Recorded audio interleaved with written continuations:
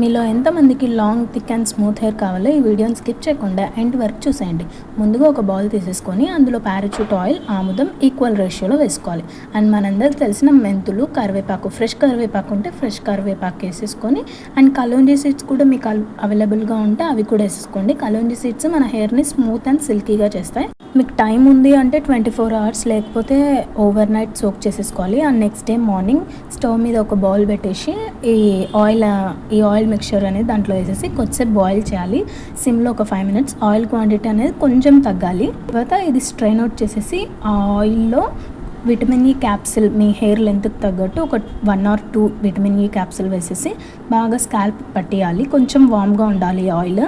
And కొందరు ఆయిల్ని ఎక్కువ రోజులు పెట్టుకోరు. అలాంటి వాళ్ళు ఒక ఆయిల్ పెట్టేసుకొని ఒక 1/2 hour 1 hour ఉండేసి హెడ్ బాత్ చేసేయచ్చు. లేదు మేము ఆయిల్ పెట్టుకుంటాము అంటే ఒక 2 days తర్వాత హెడ్ బాత్ చేసేయచ్చు. ఇలాంటి వీడియోస్ ఇంకా కావాలంటే కామెంట్ చేసేయండి.